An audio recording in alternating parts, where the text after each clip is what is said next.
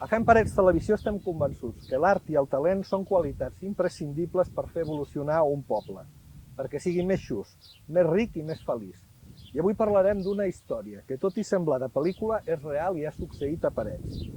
Parlarem d'un xicotet de Parets que estimava un art, el flamenc, i ho va treballar amb perseverança, fins vèncer totes les dificultats, que van ser moltes. Va complementar el seu estudi amb la formació del Conservatori del Liceu i ha recorregut tablaos i teatres de Catalunya, Espanya i el món sencer. Ha dirigit musicalment obres de teatre com Les bodes de sangre, pel·lícules com Lola Bendecà, de Llorenç Soler, ha treballat a diversos programes de televisió, ha publicat discs i ha col·laborat amb músics sempre de primer nivell. Es diu Paco Heredia y es de Parets. Buenos días, Paco. Buenos días, gracias por la presentación. Gracias a ti por estar aquí con nosotros. Explícanos un poco cómo es esta historia de esto que acabo de comentar, ¿no? Del chico de Parets que en lugar de querer ser astronauta o de querer ser futbolista o médico, decide que quiere ser artista de flamenco y trabaja toda su infancia y toda su juventud en el flamenco hasta llegar al punto de alcanzar un nivel importante. Es decir, cómo un niño de Parets en un entorno que no es el de Triana, no es un entorno flamenco, no es un entorno donde respires ese ambiente, has conseguido desarrollar todo este trabajo. Bueno, en mi caso es fácil de entender porque la guitarra es un instrumento común en mi familia. Mi tatarabuelo ya era guitarrista, mi bisabuelo, los hermanos de mi abuelo, mi tío. Entonces me viene por tradición un poco y un poco también pues por el anhelo, porque mi padre llegó aquí a Parets a mediados, finales de los 70 y yo nací en el 79 y aquí obviamente no había nada de flamenco, era algo con lo que yo me identificaba, pero que no era común entre los niños de mi edad, entonces era como, eso hizo que se acelerase mucho el proceso y aprendiese con mucho más énfasis también. Entonces, el flamenco es un arte muy complejo, aunque a simple vista pueda parecer que es una fiesta, ¿no? En realidad cada uno de los actores que forma parte de un elenco pues tiene un papel, ¿no? El cantador, el guitarrista, las palmas, el cajón, etcétera. Tú escogiste la guitarra, Sí. entonces ¿nos puedes comentar por motivo, ya acabas de comentar por qué, pero cuál es el papel del guitarrista flamenco en relación al cantador y al resto del elenco? La guitarra es un instrumento que obviamente lo que hace es armonizar y dar mucho más sentido a la voz, que quizás es lo más genuino y celularmente es el principio del arte, ¿no? La voz es el instrumento por naturaleza, ¿no? La guitarra no solo armoniza, que da un sentido estético también, que le da mucha belleza, y fue a partir de guitarristas como Ramón Montoya y toda una generación que empiezan a hacer falsetas, que son como variaciones melódicas y armónicas, es decir, música entre medio, donde el cantador toma un respiro, poco a poco dio un sentido estético, insisto, mucho más bonito, hasta que al ser un instrumento muy físico, muy de estudiar, muy de darle vueltas, de investigar, se ha convertido en quizás la disciplina que más haya evolucionado dentro de la historia del flamenco. Digo evolución pues porque desde la parte técnica, que hoy en día es conocidísimo por todo el mundo, que los guitarristas flamencos tenemos una técnica muy particular, muy peculiar, hasta aspectos puramente armónicos, que la armonía del flamenco también está en un modo muy peculiar también, etcétera. O sea, yo creo que al final los guitarristas dentro de lo que es el flamenco damos un sentido mucho más musical dentro de este arte tan emotivo y tan de intuición. A los 14 años tú das un paso a partir de lo que ya has aprendido en la práctica y decides estudiar en el Conservatorio del Liceo.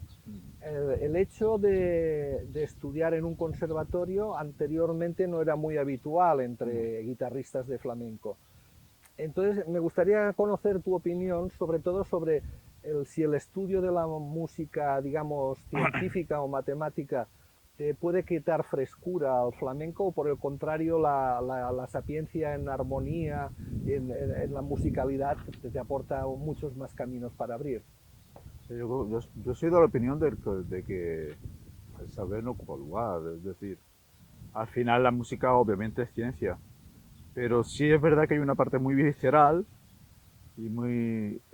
En el flamenco es nuestra razón de ser también, ¿no?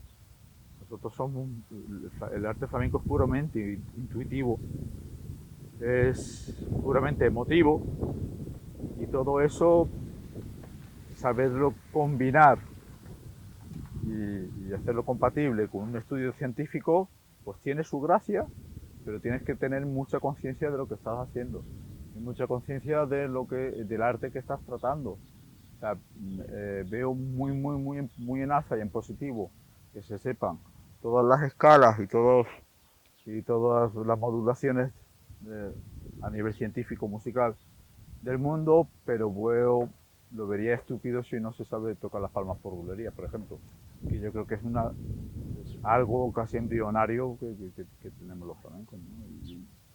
Y desgraciadamente pasa esto en el ambiente académico, que es muy joven y necesitamos de más experiencia de esto, pero por desgracia pasa un poco, ¿no? Que se pierde un poco o sea, celularmente el flamenco es una reunión, como decía el maestro Paco, ¿no? Yo creo que es un acepto total y absoluto. O sea, yo creo que no debemos de olvidarnos de eso, porque es lo que nos caracteriza a nosotros, nuestra señal de identidad, ¿no? En el año 2010, la UNESCO proclama el flamenco como Patrimonio Mundial de la Humanidad. Entonces, esta situación, vista desde el punto de vista pues, de un profano, ¿no? Parece ser que esto ha de forzar determinadas políticas de reforzar el flamenco, de difundirlo, sobre todo desde medios públicos, ¿no? De llevarlo a institutos, de que realmente entre todos sepamos potenciar lo que es el flamenco. Sin embargo, pues viendo cómo va, viendo la televisión, en las radios y tal, parece que es al revés, parece que el flamenco esté en un cierto retroceso, a pesar de ser patrimonio de la humanidad. Visto desde el nivel tuyo de profesional, ¿lo ves así también? Yo desde que soy pequeño lo veo un patrimonio inmaterial de la humanidad y lo veo como que es tan necesario como la misma comida. O sea, para mí, el que lo hagan, que lo nombren en el 2010 en Nairobi Patrimonio Inmaterial de la Humanidad, me parece más un acto de justicia que no algo meritorio. O sea, yo creo que obviamente tendría que ser así, ¿por qué no? Lo que sí reivindicaría un poco es que no es que nos hagan patrimonio inmaterial de la humanidad, simplemente que es un arte que tiene un origen muy conocido, que es un arte que no es, supuestamente no está tan profanado, ni está tan vituperado, por así decirlo, como para que ahora de repente tengamos que justificarnos de que tenemos que estar ahí. Yo creo que el problema del flamenco es que estructuralmente la cultura en este país es deficitaria. Yo creo que educacionalmente el flamenco merece un espacio. ¿Te guste o no? O sea, eso es como la música. Yo recuerdo cuando en mi infancia que todos íbamos a clase con la flauta dulce y aquello era como que era una obligación. Pues yo creo que dentro, como mínimo, tener unos conocimientos mínimos fundamentales de un arte tan cercano a nosotros, porque imaginémonos que el flamenco fuese estadounidense, yo creo que el mundo entero sabría tocar las palmas por burlería. Y eso seguramente, sería mérito de la concepción americana, ¿no? Sin duda. Bueno, cuando hablamos de flamenco contemporáneo, Existen un par de nombres que marcan un antes y un después en el mundo del flamenco y abren también el debate sobre hasta dónde puede evolucionar el flamenco manteniendo sus raíces tradicionales, ¿no? El primero de ellos es Camarón de la Isla. ¿Nos puedes explicar la influencia que ha ejercido Camarón de la Isla en tu carrera y cuáles son los elementos que lo hacen tan particular y tan grande con relación a otros grandes cantadores que ha tenido el flamenco? Hombre, a ver, yo de Camarón, cuando murió Camarón, cuando Camarón falta, yo tengo apenas 13 años. Pero no tengo uso de razón sin escuchar a Camarón. Es decir, es una cosa cotidiana en muchas casas de flamenco, de gitanos, porque es parte de nuestra cultura, es nuestro patrimonio. Y al final cuando te vas haciendo mayor, pues vas entendiendo mucho el sentido de por qué este señor llega a donde llegó, ¿no? De entrada, Camarón está dentro de la época, bajo mi punto de vista, más creativa y más potente que ha tenido el flamenco. O sea, no es que estuviese en una época donde el flamenco tuviese una baja calidad, precisamente, si lo era, había cantadores increíbles y había cantadores, unas voces extraordinarias, etcétera. Yo creo que Camarón sorprende muchísimo porque es la primera persona que entiende que desde la voz hasta el conocimiento del arte en sí, todo tiene que ir, la ecuación, el resultado final tiene que ser la transmisión. La famosa frase que él dice, ¿no? La escuela de transmitir o no transmitir. Yo creo que esa frase, que parece tan simple, pone en alza lo que significa Camarón. O sea, Camarón no hizo trampa nunca hizo trampa. Ni con las facultades que tenía, ni con la imaginación que tenía, ni con lo singular que era, sino fue siempre a emocionar al público y al oyente. Y yo creo que eso lo hace ser la clase de genio irrepetible, único que es. Y después el segundo gran nombre es Paco de Lucía. Bueno, yo tengo constancia de que tú lo has conocido personalmente. Sí, a Paco sí. Es un grandísimo genio de la guitarra, es una persona humilde, trabajadora, introvertida, incansable, estudioso completamente, metódico, perfeccionista, pero con un toque que llegó a revolucionar al mundo entero, tanto en el mundo del flamenco como en el del jazz. Entiendo que hasta el punto de que se convirtió en un artista universal, era conocido en toda la tierra. Entonces, entiendo que en este caso sí que el toque de guitarra para ti te habrá influenciado más. Sí. Y bueno, también quería conocer tu opinión, ¿no? sobre Paco, sobre su obra y sobre lo que nos ha dejado después. Yo, de entrada, he de decir que el que yo hable de Paco, o que lo haya conocido y en este caso pueda hablar de él, en ningún momento lo hago, o sea, me da mucho pudor porque es como vanagloriarme yo mismo por hablar del genio, ¿no? Siendo totalmente objetivo, yo creo que Paco de Lucía es la Biblia, es para un guitarrista flamenco. O sea, es donde que revolucionó tanto el instrumento en sí, tanto el flamenco en sí, la forma de producir flamenco, la forma de grabar, la forma de concebir la música, el orden de todo, que creo que dentro del flamenco creó un género, él y Camarón, es como si Mozart y Bach fueran compadres y tomasen café juntos toda la tarde. O sea, es que al final, dentro de lo que es el flamenco, crearon una línea que va un poco más de lo que había hasta en ese entonces sobre lo que es el flamenco, ¿no? No solo a nivel técnico, sino a nivel estético, por supuesto, a nivel de producción es que no existía nada. Los primeros coros flamencos es porque Paco se los imagina. Y al final, la persona de Paco, esa humildad de la que hablabas y tal, pues es un señor que siempre ha ido evolucionando y siempre ha sorprendido todos los trabajos que ha hecho precisamente porque él nunca tuvo la sensación, o como mínimo creo yo, que él no pensaba en sí como un genio, sino pensaba en sí como un guitarrista que tenía un público detrás, que le íbamos exigiendo y que él mismo se iba pegando tironazos de oreja diciendo, pues ponte ahora para gustarle a fulano y a mengano, y al final ha sido un artista sublime, ha sido una pena que no esté, que se fuera tan joven, pero sí ha dejado un legado y un camino y lo explicó muy bien, porque además era genial cómo explicaba las cosas, cómo las detallaba. De Paco podías aprender de él hasta parando un taxi. O sea,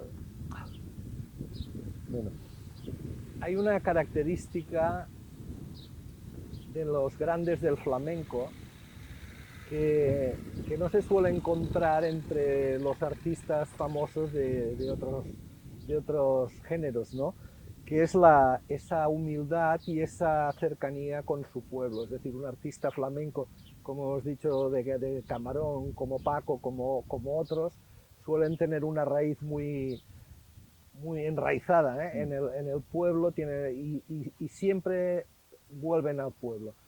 Entonces, ¿por qué se da esta característica del arte flamenco que no se da en la música pop o en otros géneros? En el endiosamiento y el alejamiento de lo que es tu pueblo y tu raíz.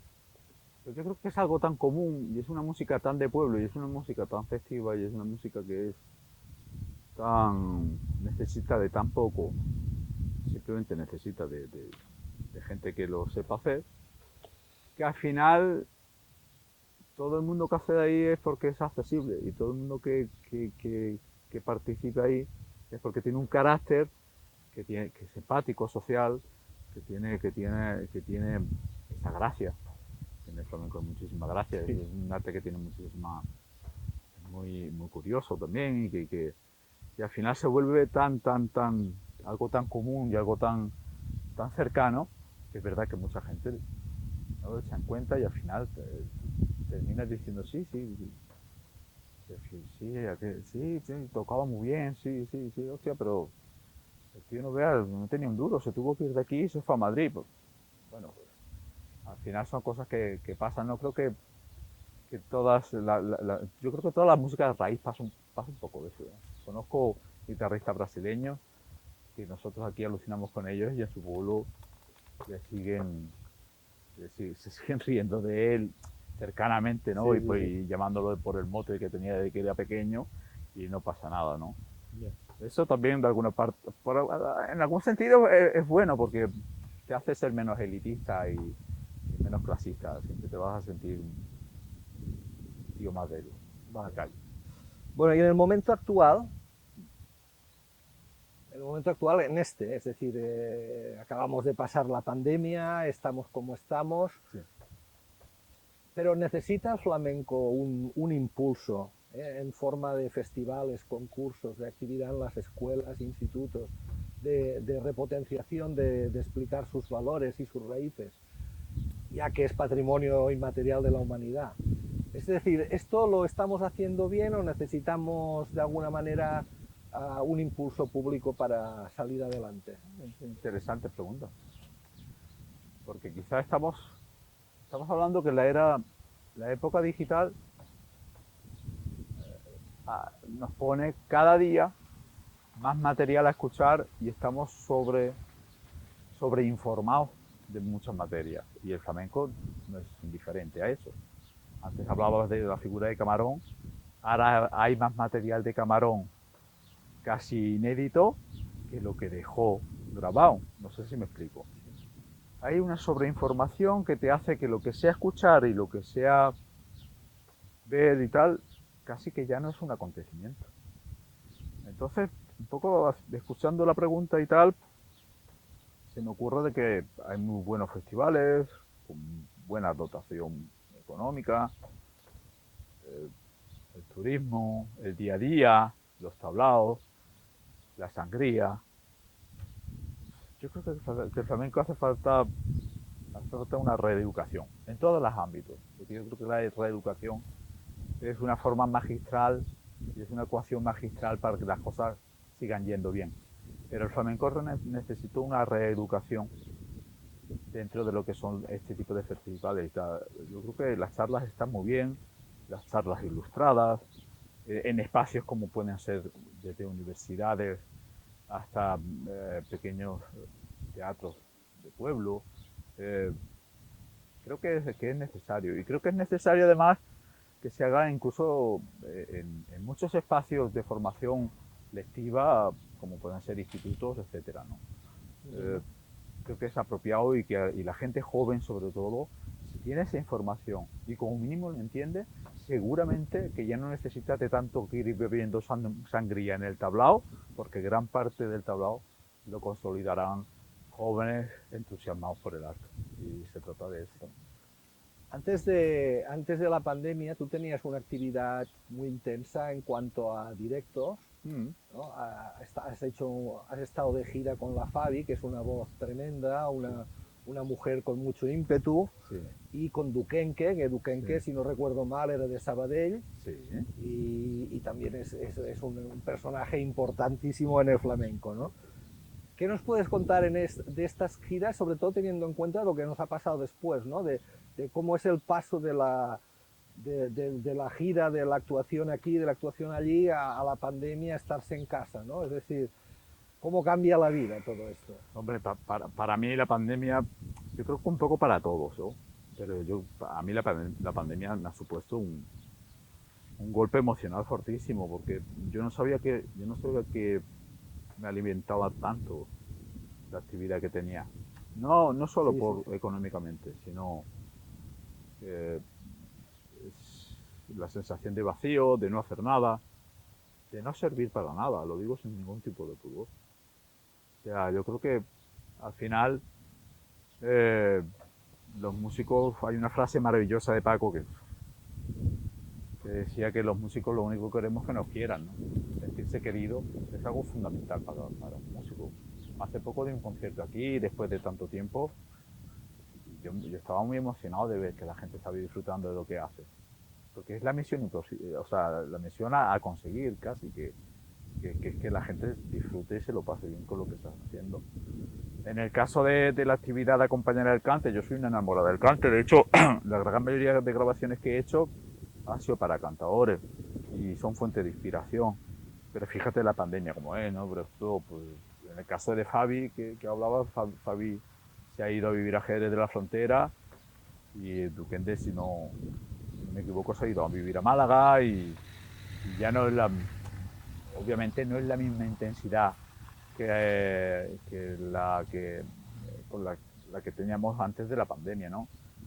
Esto es muy significativo, esto es un antes y un después, obviamente. Y si tienes un poco de inquietud y reflexionas un poco, te fuerza a pensar de que no solo es tocar bien la guitarra, que ya es mucho, no solo es tocar bien para cantar, que es muchísimo, sino que necesitas hacer algo más. Y no estoy hablando de que mucha gente decía, músicos, reinventaros. Y salía una noticia y decía, Cecilia tocaba el violonchelo y ahora es cajera en un supermercado. No, eso no es reinventarse. Eso es cargarse una profesión y destruir una persona. Yo creo que dentro de la profesión tenemos que saber reinventarnos. Por ahí alguien ha desafinado y lo hemos. Sí. Bueno, bueno, en este tiempo de pandemia tú has ultimado dos trabajos que creo que son importantes, ¿no? Uno es el de Joan Manuel Serrat y otro es el de Federico García Lorca. Sí. ¿Nos puedes decir este trabajos cómo te surgió la idea de finalizarlos en este periodo y qué idea tienes para de ellos en el futuro?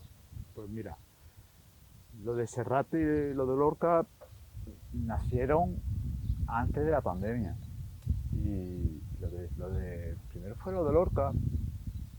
Era una época donde por las noches muchos programas de televisión hacían música y los músicos nos ganábamos la vida de una forma honrada, trabajando con un proyecto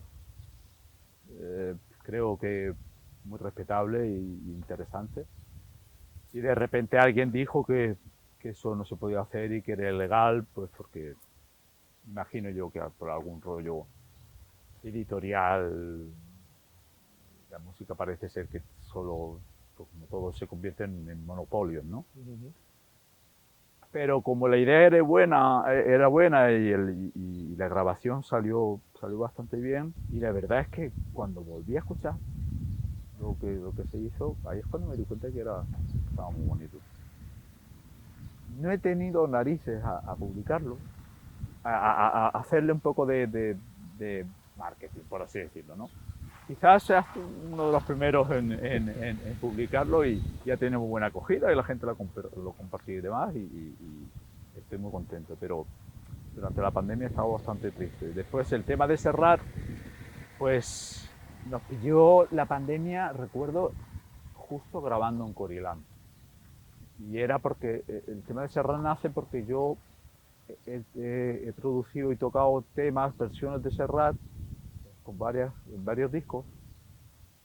Y al final cuando entiendes la música del genio, pues te enamoras de ella y nace el proyecto de hacerlo como una banda y que tenga un sonido muy particular y al final yo creo que ha salido bien. Ahora hay bastantes propuestas de trabajo y esperemos que sigan adelante.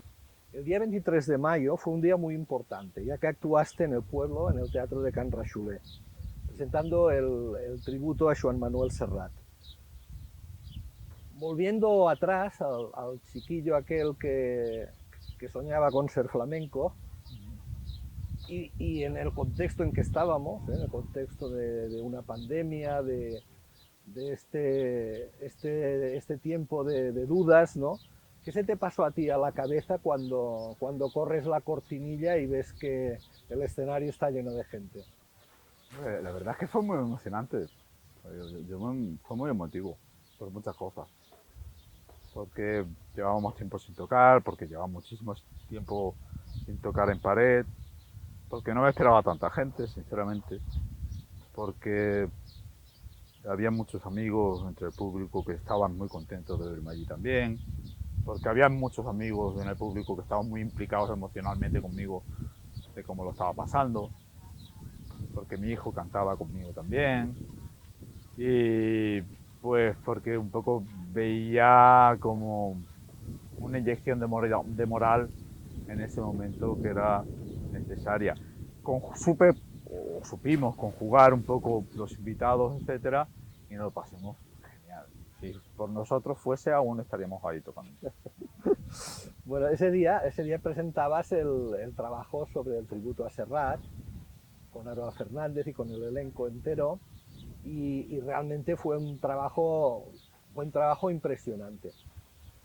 Pero se notaba que tú tenías ganas, muchas ganas de mostrar tu parte más flamenca. Sí. Eso es así, ¿verdad? Sí, yo creo que con la edad ya no puedo decir que soy un chaval. Yo creo que a mis 41 años ya puedo decir sin ningún tipo de complejo que yo soy un músico flamenco y a lo mejor eso reduce mucho y te puedo decir que lo único que sé hacer es flamenco. Pero una de las cosas que tiene tener 41 años y haberte dedicado tanto tiempo y luchar durante tanto tiempo por la música es que aún siendo más flamenco de cómo empezaste, inevitablemente te haces músico. Entonces ya sabes un poco lo que quieres, sabes un poco lo que funciona y el flamenco le gusta a la gente. Lo que pasa es que no tienes que tener ningún tipo de complejo a la hora de hacer. Ya puedas estar en pared, o ya puedas estar en la Masía de Volterra, o ya puedas estar donde estés. El flamenco es una música viva que emociona a la gente y tenemos que consumirla, escucharla y sobre todo, esto es un eslogan muy fácil, muy barato, pero hay que probarlo. Yo creo que la gente se tiene que animar a escucharlo. ¿Y tú crees que tras esa actuación sobre el éxito que tuvo en el público, porque el público hay que reconocer que respondió de una manera brutal, ¿crees que podemos hacer más cosas de flamenco en pared? Hombre, como poder hacerse, sí, yo creo que sí. Yo creo que incluso alguno terminará siendo fan.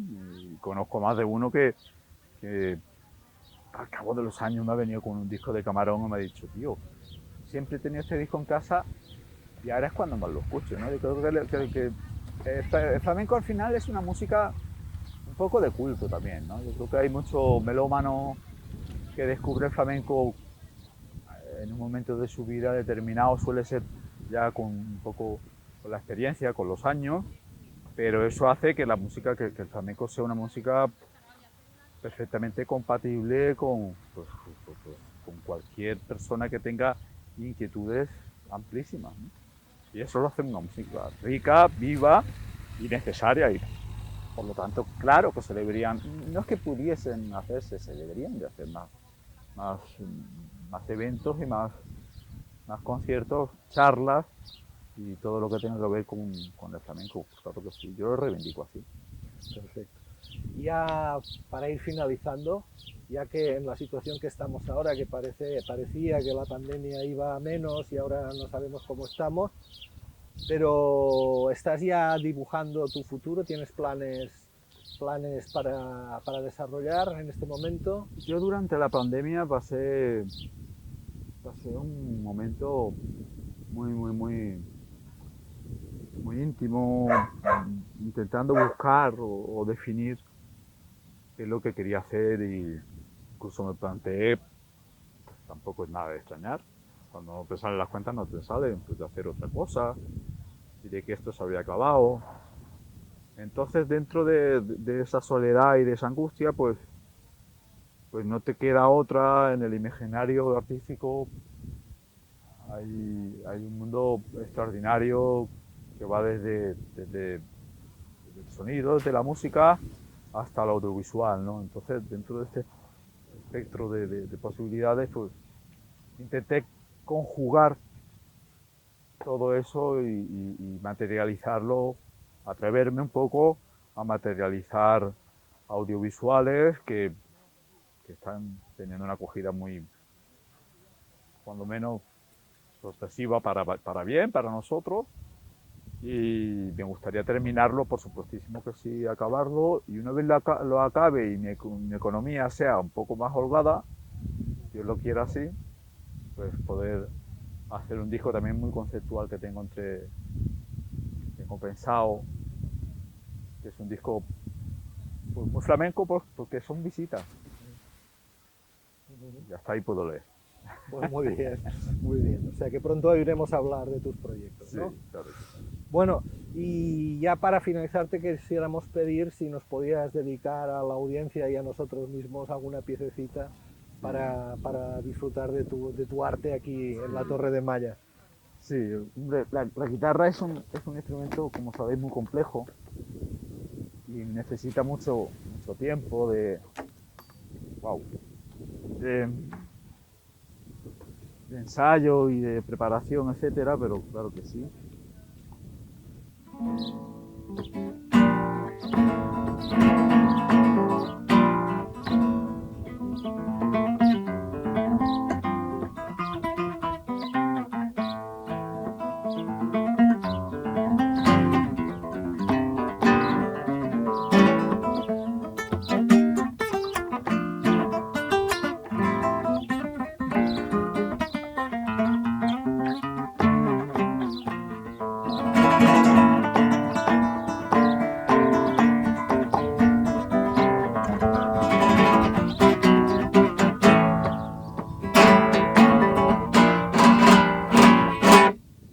¡Ole!